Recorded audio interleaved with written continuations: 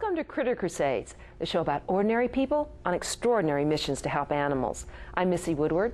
Today I have an exceptional guest, someone who is carrying on a legacy, making a difference in the world for animals and humans. I'd like to welcome Jennifer Pryor. Thank you. Thank you very much. I'm glad to be here.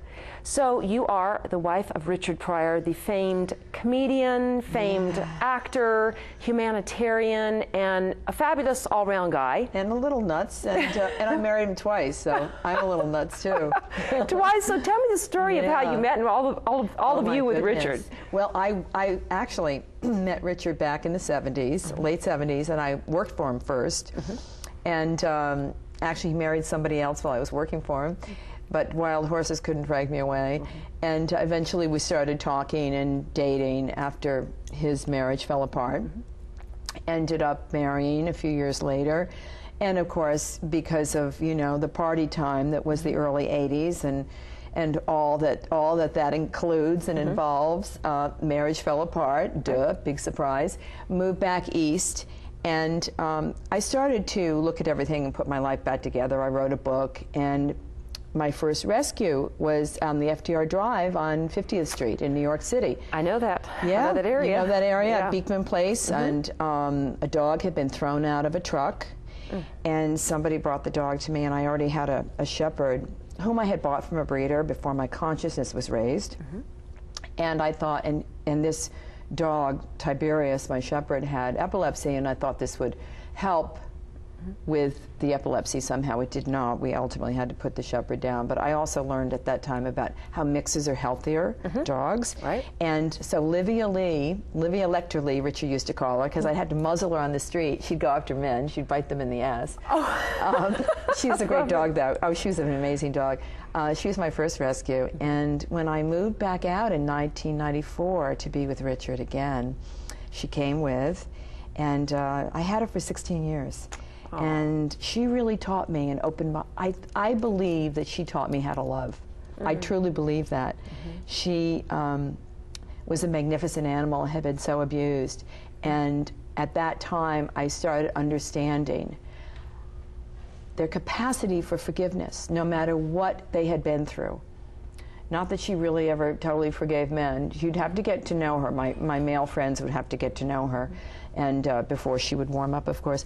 But her general capacity to love again is fantastic, and that really taught me how to love. I mean this, and I get a little choked up when I talk about it. And so Richard and I got back together in '94. His life was a tumult at that point. He had MS and he wasn't doing well, and he asked me to come back and help him. Things were kind of falling apart, and Richard and I had a lot of forgiveness for one another to experience and to go through. And in the following years, until his death, we did just that, and we did a lot of loving and a lot of forgiveness, let go of all that past and the debris of the past. And we formed Pryors Planet, an animal rights organization, rights and rescue organization, rescued a ton of animals, and a lot of advocacy. Richard worked on a lot of campaigns for PETA and other organizations, repatriating baby elephants that were stolen from their mothers for the circus in Botswana. Wonderful. And Richard found a renewed purpose in his life. He wasn't on the stage anymore, and he wasn't acting anymore, obviously. So this gave him great focus and great purpose and great joy, and was very rewarding for him. And he had 2 rescue dogs who he loved very much and kept by his side throughout those years. But the forgiveness that we went through and experienced, and reclaiming our love, and the renewal, and finding our way to agape, to a deeper love, if you will. I really credit the animals for that, I have to tell you. They taught us both, and they led us both, and they guided us both. And it was sort of a natural phenomenon progression that we would start Pryors Planet and carry on this mission, calling, if you will, to rescue animals. And it's one of the most fantastic missions of my life. The other, of course, is Richard's legacy and his work and carrying that on and doing a film on his life, and I'm writing my second book and all of that. but it's a dual purpose, that focus that I have every morning I wake up. And as you know yourself, rescue is so time-consuming. Absolutely. And can swallow you up. So it's, 24/7.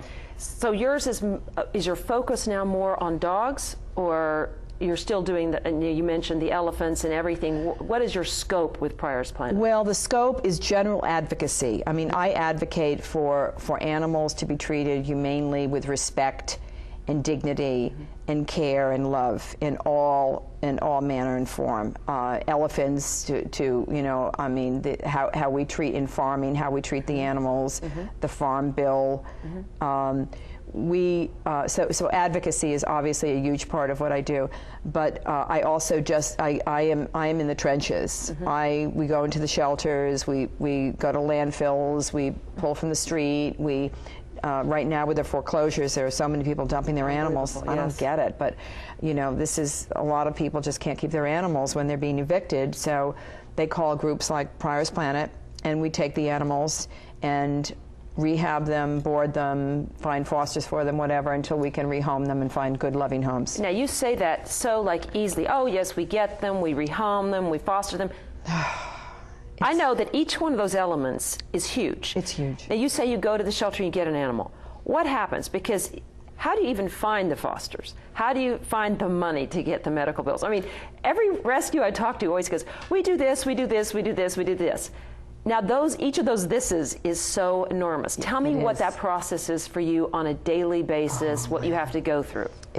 We scramble. I mean, we say it easily, I think, because we're so inured to and used to the struggle and what we have to go through on a daily basis. It's enormous. You're quite right. Each of these elements, each of these steps, calls for money, calls for energy. Where do these fosters come from? Fosters aren't easy to find. If anybody wants to foster for us, I urge them to contact us at Pryors Planet, and we will, sometimes I will pay fosters, but certainly we pay for food and medical.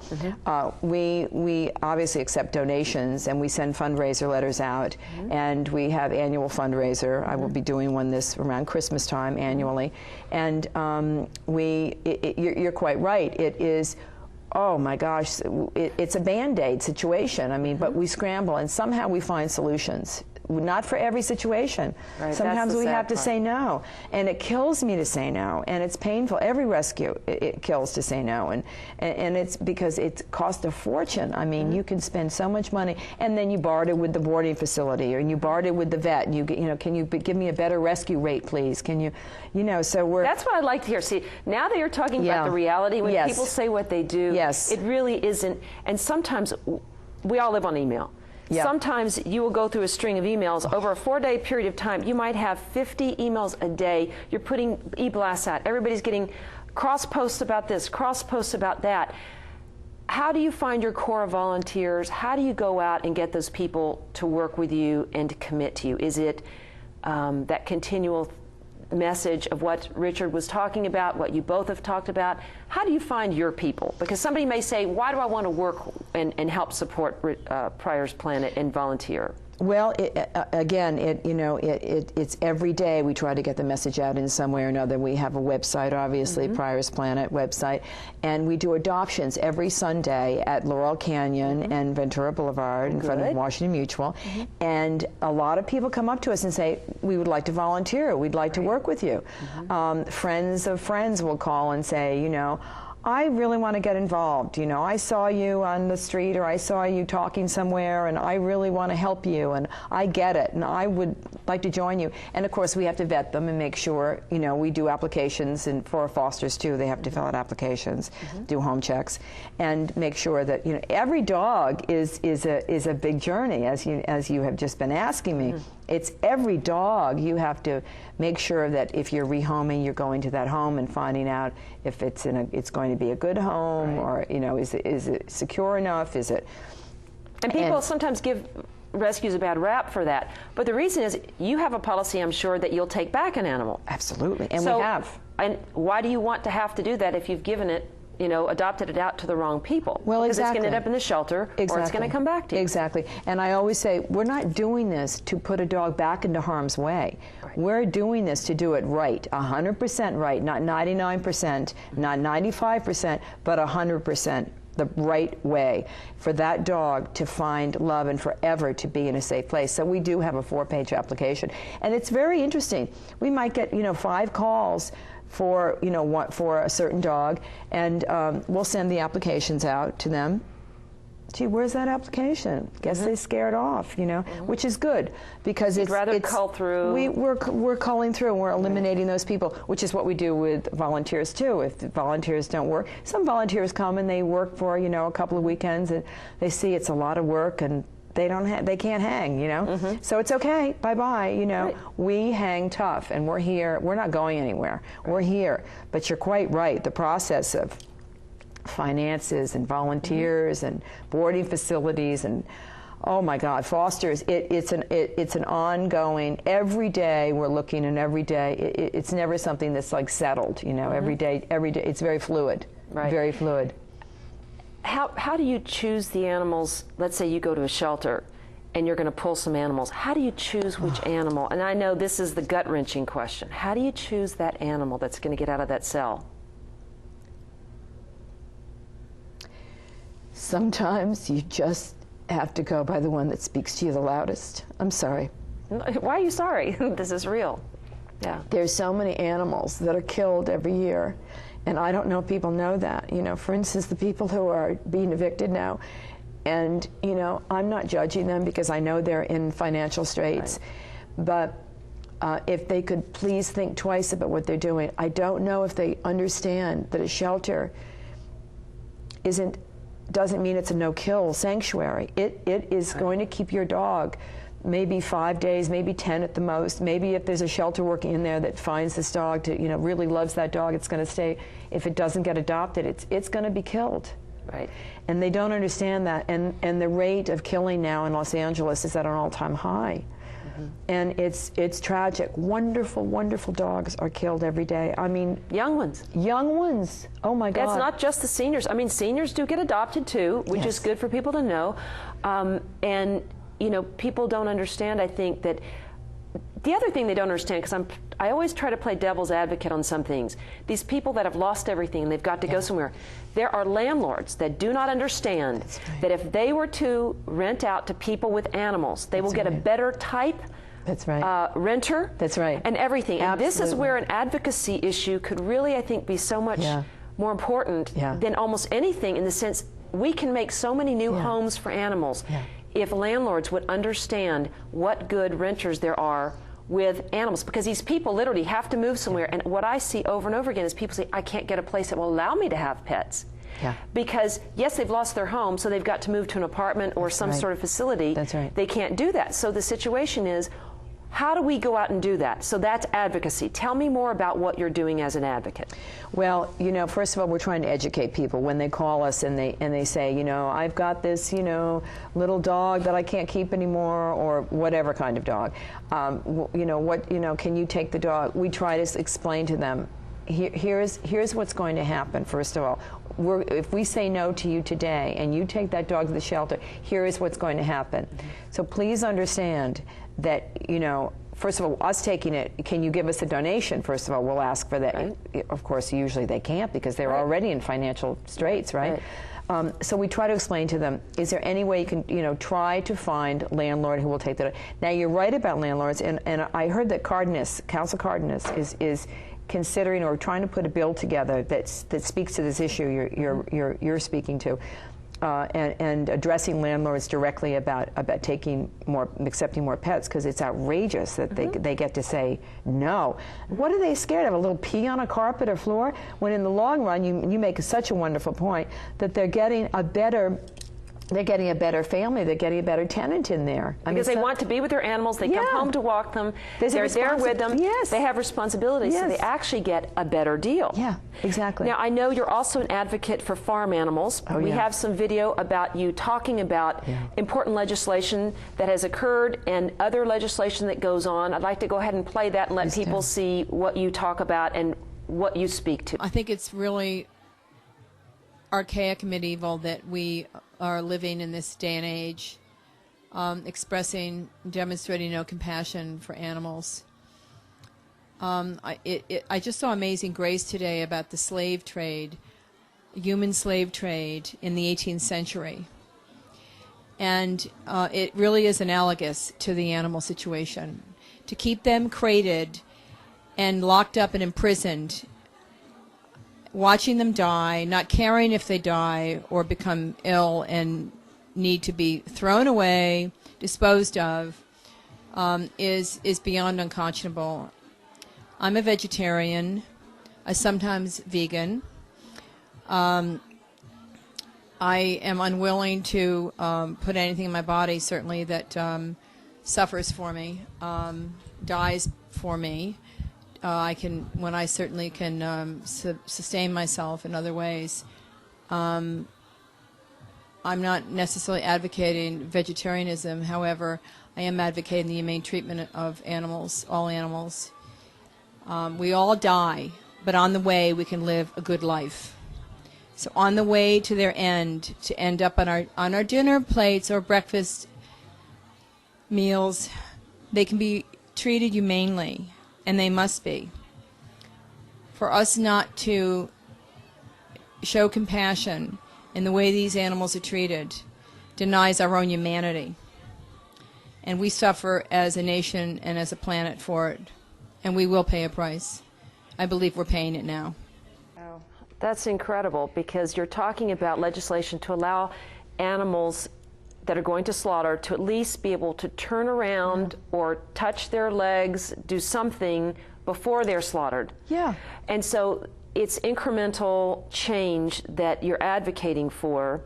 And I understand that, you know, everybody's got to speak about different subjects. We don't expect everybody to believe in what we believe in, anybody in what they believe in. But you speak out for what you believe in. Yes. What other subjects do you talk about, do you advocate for, and where do you get an opportunity to do that? Well, you know, well, you're giving me one right now, and by the way, thank you very much for that. I'm very grateful. Speaking to the issue of slaughter and animals, farm animals, you're quite right. I mean, it's ridiculous that they can't be treated humanely on their way to slaughter. I was just back east and was around people who, my sister has a dairy farm. They're on waterbeds. They stand on waterbeds, by the way, not on cement. But I realized that, you know, vegetarianism, people, that's a long haul. You know, people are going to really loathe to give up their meat. Okay, so very good, let them have it. But again, what I would like to see now in terms of slaughter, because the slaughterhouses, the fear and what that animal goes through to try to get away from being killed is horrible. So you're not only eating their suffering, you're eating their fear. So why? Physically, it's adrenaline that goes through their body. That's right. Cortisol. People need to understand that's right. the actual physical thing that goes through the body of the animal. It's poison. Yes. It's poison to us when, pardon me, we have when we become adrenalized, and the same thing with an animal. And we literally are eating poison. But again, let them have their meat. However, why can't there be humane slaughter, pre-sedation? I mean, you know, I'm not, you know, I really want to look at that issue. I mean, vegetarian and vegans and vegetarians will look at me appalled and say, well, you know, how can you talk about humane slaughter? Well, I think we must, because we are not going to get people to stop eating meat. You may not eat meat, I may not eat meat, and certain people don't eat it, fine. But over here, there's a whole country that does. And so to bring that awareness is really important. Other ways that other forums that I have, obviously, are emails and my website, and at adoption events I get to talk one-on-one to people. I am writing a second book, and I'm going to talk about this in, you know, this sort of second chapter of my life now is so dedicated to animal rescue. I'm really going to discuss this in my book. And I'm so proud of it. I feel very privileged and honored to stand up for the animals. I really do. I get very emotional, but that's so well, and it's what you're about, and it's what your life with Richard was about. Yeah. And carrying that legacy, to me, which I think is such an honor, towards him, but also what you've done. And when I looked at your website, you know, talking about individual rights and rights of humans and rights of animals, and even just the picture of him with all the different animals in there, and from Africa to America to small animals to large animals. You know, I think when somebody has a feeling about something or really cares, they have to express it, and it comes out. And that's why I have this show, so I can talk to people about why they do what they do, why they give it their time, their money, their weekends, their everything. And it really is that you care about the voiceless. And so Richard had a message. Fortunately, he was able to use his fame and his voice for that, and it's a legacy that you're carrying on. So you're teaching others, and you're carrying on that with Richard. Are there other new, younger people that are coming on board that are understanding that message when you go out and speak? Absolutely. And you know, the thing about Richard, and you mentioned Africa, and that is part of, you know, the second part of my legacy, of course, is Richard carrying on Richard's work so that the younger generation knows that Richard Pryor was the guy who broke down the barriers for not only for comedy, but for, you know, a great stage for all of us, really, to look at human dignity. When we went to Africa the first time, by the way, Richard was like a child, you know. He was so happy to get there and say, you know, Jenny, you know, look at the animals. This is where I'm from. You know, of course, I had to tell him, well, we're all from here, actually. You know, right. The first man stood up here, dude. Exactly. We're all from here. Yeah. But we were in the lobby of the Hilton Hotel in Nairobi, and he looked around, and he said, Jen, my God. I said, what, Richard? He goes, there are no ends here. I'm not going to say the N word.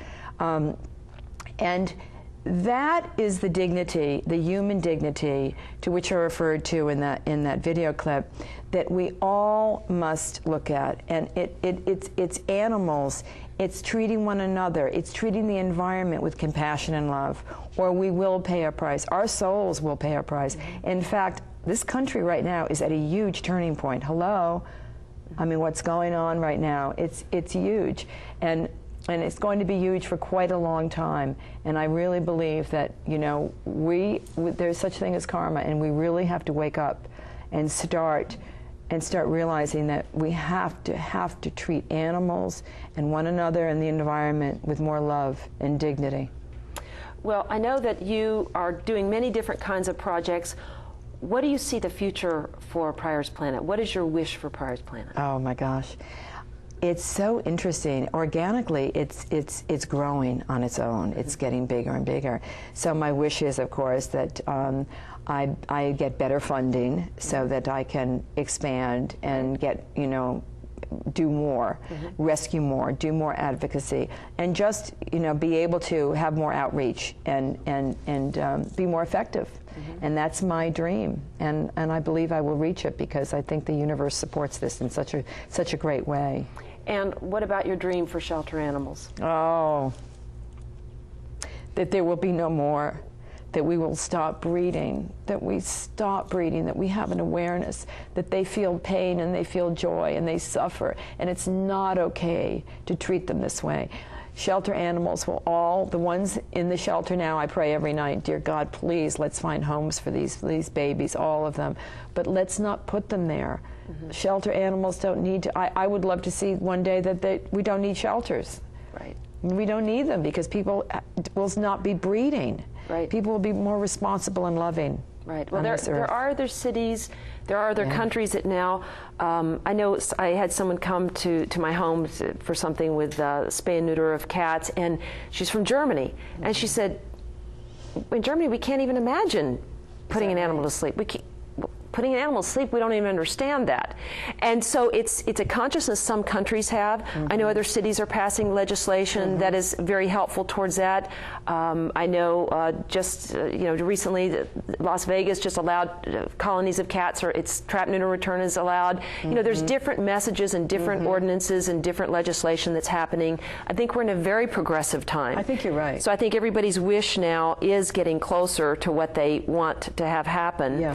So someone can go on the internet and look up Pryors Planet. Yes. They can go on Sundays, did you say is your adoption? Or Sundays. Sundays. Sunday. At what time? 11 to 3, Laurel Canyon and Ventura Boulevard. Okay, Laurel Canyon, Ventura Boulevard in Studio City. Yes.